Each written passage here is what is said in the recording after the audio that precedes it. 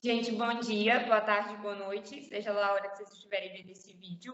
Meu nome é Vivian, eu sou mestranda no Cefet-MG. Já faz algum tempo que eu desenvolvo pesquisa na linha 4. Eu pesquiso majoritariamente sobre literatura infantil e nos últimos meses eu e a Carolina vamos tendo profícuas discussões na área que é a proposta deste trabalho. Oi, gente, meu nome é Carolina, eu sou graduada em Letras pelo Cefet-MG também. E eu e a Vivian, a gente decidiu falar sobre esse livro, que a gente acha que tem uma proposta muito interessante.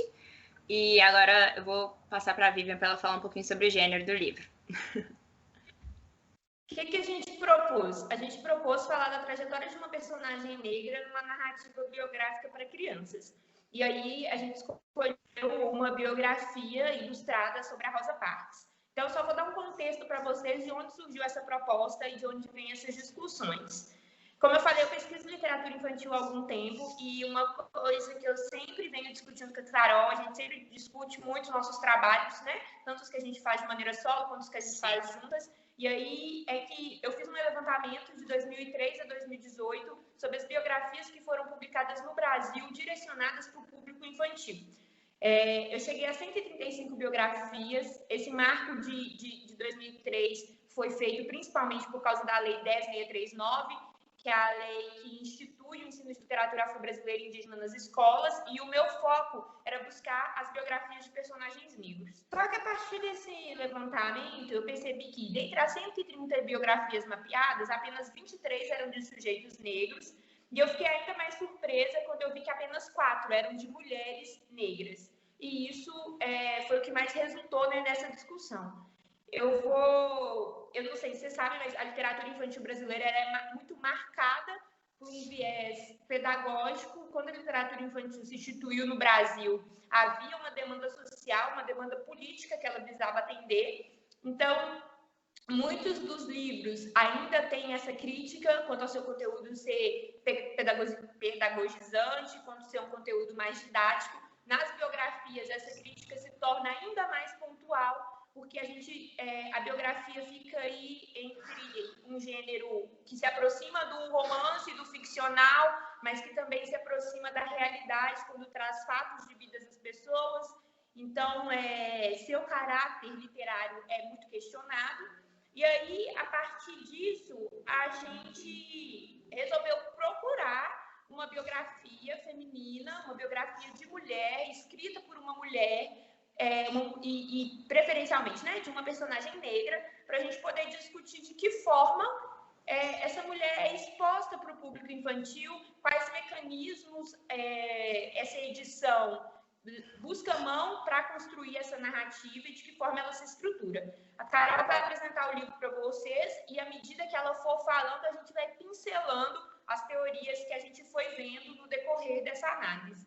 Sim, e além dessa questão de como que a Rosa Parks foi apresentada nesse livro, a gente busca ver as representações que a autora constrói, né, nesse livro, e também problematizar um pouquinho o invisibilizamento da Rosa Parks no movimento.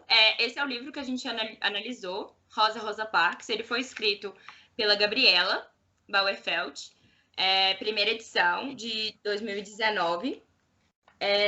O livro a autora ela busca apresentar os principais momentos da vida da Rosa Parks, e essas ilustrações que a gente vê, o texto complementa essas ilustrações. Então, aqui ela está falando sobre a Ku Klux Klan, que é uma organização que defende a supremacia branca. Então, tem a imagem das pessoas vestindo o traje da Ku Klux Klan. Depois ela fala sobre a segregação racial, e aí nesses momentos em que ela fala sobre segregação, sobre as marchas, sobre a marcha de Washington, sobre a marcha de Selma, que foi uma marcha super conhecida, ela é muito didática. Então, ela usa uma linguagem simples, e aqui ela está falando sobre a segregação, e aí ela explica para as crianças o que é a segregação de fato, né? Como que a segregação funcionou em prática, né? E aí ela fala sobre a questão dos banheiros, fala sobre a questão dos ônibus, que foi o que gerou o ato da Rosa Parks. E aí ela sempre coloca, nesse momento que ela tá falando sobre a escola da Rosa Parks, que foi queimada, e aí ela fala como que a Rosa Parks reagia nesse tipo de reagiu nesse momento, que ela sentia medo, que ela sofria xingamentos, e ela sempre coloca a Rosa Parks no centro. A autora, ela trata das dificuldades da Rosa Parks naquele momento, e ela fala sobre as dificuldades que a Rosa Parks enfrentava na segregação e na família dela, e ela sempre... a gente sempre vê uma ideia, a gente vê uma construção de resistência, assim, a gente consegue ver que, tipo assim, a autora apresenta os momentos difíceis que não só a Rosa Parks, mas os negros também estavam enfrentando, mas ela mostra uma força nascendo disso, né? Uma mulher que consegue superar as dificuldades, uma mulher que, quando a avó ficou doente, largou os estudos para poder trabalhar. Então, é essa imagem sempre de um sujeito muito ativo, né? De um sujeito muito... que não é essa imagem que a gente costuma ter da mulher, né? Essa imagem fragilizada, de uma mulher frágil, que foi uma imagem que foi pintada pela mídia, que eles tentaram, de certa forma, corromper o ato muito representativo da Rosa Parks, dizendo que ela estava cansada no dia e por isso que ela não quis se levantar, quando, na verdade, o que ela estava cansada eram as injustiças que aconteciam com os negros, e eles tentaram pintar ela dessa forma, dessa maneira fragilizada, porque é inconcebível mesmo a gente ver uma mulher forte, empoderada e que luta pelos direitos. É uma ideia totalmente complicada. E a Rosa Parks estava saindo de um lugar, sabe, que era consolidado, de um lugar que as mulheres, sim, tinham que ficar em casa. E naquela época existia muito essa delimitação de espaço, assim como hoje também existe um pouco isso de achar que a mulher deve ficar em casa, e que o lugar dos homens é no público, né? Que é uma coisa que o Bourdieu fala muito. E nesse livro... Só complementando a fala da Carol, uma coisa muito importante de se ter uma biografia como essa publicada no Brasil, essa biografia é da editora Mostarda, faz parte da coleção Black Power, que foi a editora inaugurou-se ano passado com essa coleção. É uma coleção que apresenta só sujeitos negros. Então, além da Rosa Parks, a gente tem também a biografia da Carolina Maria de Jesus, e ela é a primeira biografia da Rosa Parks no Brasil, apenas da Rosa Parks. Anteriormente, a gente tinha uma tradução, que é essa aqui, da editora Zahar, mas ela narra a vida da Rosa muito atrelada à do Martin Luther King, que é até um dos principais percalços aí da nossa discussão. Por quê, né? Por que Martin Luther King primeiro, né? Isso que a Carol trouxe. Por que eles tentaram minorizar o ato da Rosa Parks de se recusar a levantar do ônibus? Porque ter uma mulher ali levantando do ônibus era propício para destacar sua fragilidade, para falar que ela estava com qualquer outra coisa, que ela estava cansada, que ela tinha passado por um dia exaustivo de trabalho, coitada mulher. Então, a gente tinha vários fatos que a mídia conseguia desmerecer essa atitude de resistência. E uma coisa que incomodou muito a mim, Carol, buscando, né, sobre o movimento negro nos Estados Unidos, foi isso. Carol vai falar melhor sobre isso, mas Rosa Parks foi precursora do movimento. Ela é chamada de mãe do movimento. Sim. E quem levou a face do movimento foi Martin Luther King. A gente bem sabe que toda vez que a gente fala de resistência, na África vem Mandela e nos Estados Unidos vem Martin Luther King. Quando ela já tinha um ativismo muito antes de Martin Luther King aparecer. Então, sobre essa questão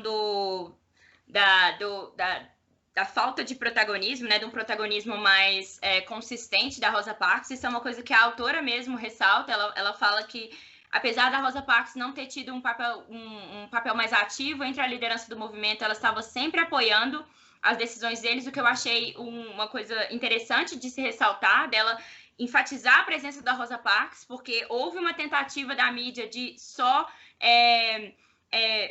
priorizar a atitude e a presença do Martin Luther King, e pesquisando sobre isso, a gente descobriu que naquela época existia uma concepção de que as mulheres, isso era uma concepção que estava dentro das lideranças do movimento, de que as mulheres elas não tinham capacidade política, não tinham capacidade para debater política, né? Então entra mais uma vez naquela coisa que o Bourdieu e a Beauvoir falam muito bem, que é essa questão de avaliar a capacidade das pessoas com base no gênero, né? E a mulher sempre quer avaliar, a capacidade dela é avaliada através do gênero dela. A avaliação que a gente recebe é uma avaliação negativa, é uma avaliação de incapacidade, de fragilidade, de uma demência mesmo, né? Os homens, a mulher ela é avaliada em relação ao homem. Então, se o homem é esse ser de atitude, é um ser ativo, é um ser viril, é o sujeito, né? E a mulher é avaliada em relação a ele, e ela não pode ocupar o mesmo lugar que ele, ela é um ser inferiorizado. Então a Rosa Parks, ela não era entendida, apesar da história do ativismo dela, ela não tinha para eles, ela não tinha essa capacidade de liderar o movimento. E o Martin Luther King, naquele momento, ele era presidente de uma associação muito importante de luta do direito dos negros. Então eu acho que isso facilitou também o fato dele...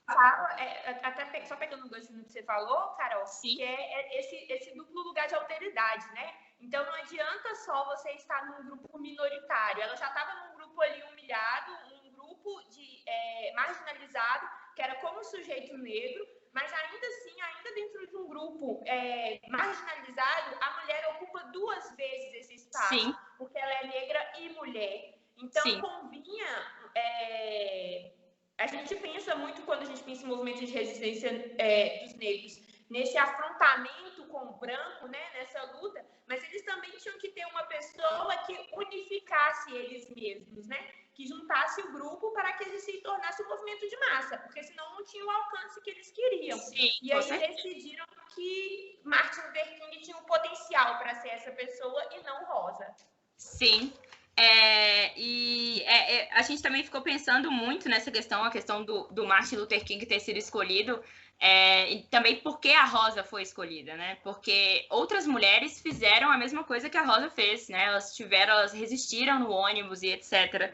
E pesquisando mais sobre isso, a gente encontrou um caso de uma adolescente que 9 meses antes havia feito a mesma coisa que a Rosa Parks. O nome dessa adolescente era Claudette Colvin, e ela tinha feito a mesma coisa que a Rosa Parks, e a associação da qual a Rosa Parks fazia parte havia considerado usar essa atitude da Colvin para iniciar um movimento contra a segregação, né? Para iniciar uma ação contra a segregação e acabar com a segregação de fato.